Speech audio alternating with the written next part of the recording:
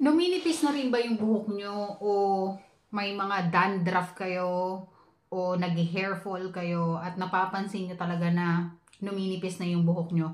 Ako ganun din ako. Napansin ko lang siya. Although dati, madami na talaga akong hair fall.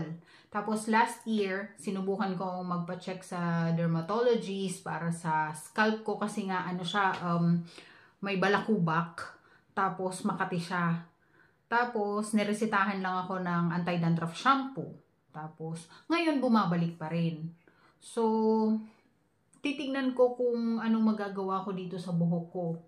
Tapos, numipis na talaga siya. Buti ngayon, nag-bangs ako, kaya hindi masyadong halata. Pero bago ako mag-bangs, napapanood ko na sa mga videos ko na manipis na talaga. Parang bigla siyang numipis. Tapos, yung dito, parang napapanot yung dito.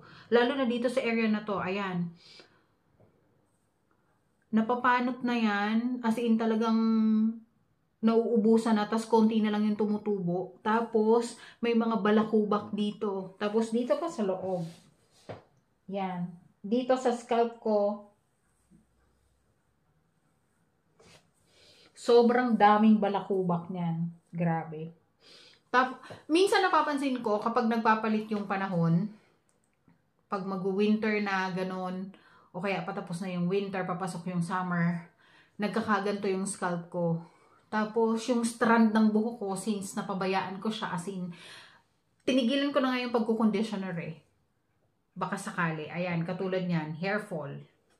Gaganunin ko lang yung buhok ko, may mga hair fall na yan. As in, tingin ko, lagpas 100 strand sa isang araw ako.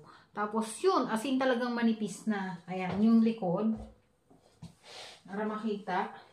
Ayan yung likod ng buhok ko. Tapos, ayan yung buhok ko mismo. Yan. Yung itsura. Ito yung likod. Sana makita. Ayan. Yung anit. Ayan. As in, sobrang nipis na ng buhok ko. So, ngayon, hindi ko alam kung anong gagawin. Kaya, ang una ko sigurong, ang naiisip ko, ang una kong gawin is magpa-check up ulit. Kasi gusto kong malaman kung may something ba ako sa scalp ko. Kung hindi ba to ordinaryong dandruff lang. Baka may something. Yun, gusto kong malaman yun. So, yun muna siguro yung una kong gagawin. Tapos, after nun, malalaman. Yun. Ayun lang, shinare ko lang. Bye!